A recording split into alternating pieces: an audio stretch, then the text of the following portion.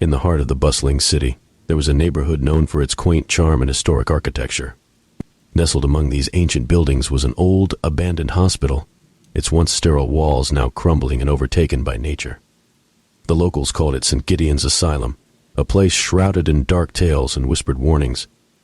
Among the city's youth, an urban legend had grown, the Whispering Shadows. It was said that anyone who ventured into the asylum after midnight would hear the voices of the tormented souls who once roamed its halls. These whispers would follow them home, driving them to the brink of madness. One evening, a group of friends gathered at a local coffee shop, exchanging ghost stories and daring each other to test their bravery.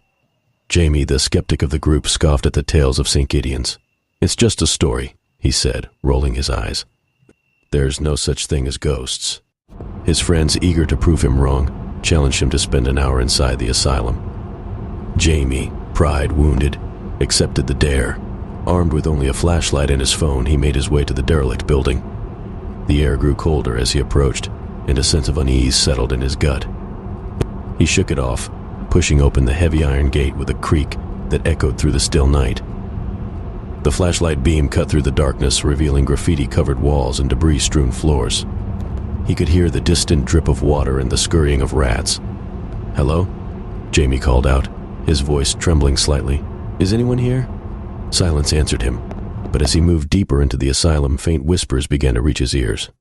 He froze, straining to hear. The whispers grew louder, incoherent but undeniably real. A shiver ran down his spine. Determined to prove his friends wrong, he pressed on.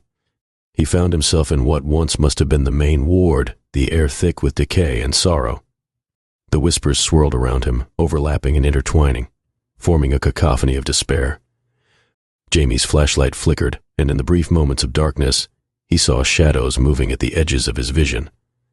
"Who's there?" he shouted, panic rising. The shadows seemed to dance in the periphery, their forms indistinct but menacing. His heart raced as he fumbled with his phone, trying to call his friends. The screen glowed faintly, but no signal reached the depths of the asylum. Suddenly the whispers coalesced into a single chilling voice. "Get out." Jamie bolted, the flashlight beam swinging wildly as he sprinted down the corridors. The shadows chased him, their whispering voices now a deafening roar.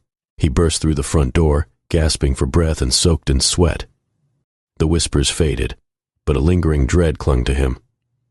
He reached the safety of the street, collapsing onto the pavement. His friends rushed to him, concern etched on their faces. "What happened? Did you hear them?" Jamie nodded, unable to speak. The terror was still fresh, the whispers echoing in his mind. That night, as he lay in bed, the darkness seemed to press in around him. Just as he was about to drift off, he heard it, a faint whisper coming from the corner of his room. "Get out." The shadows had followed him home,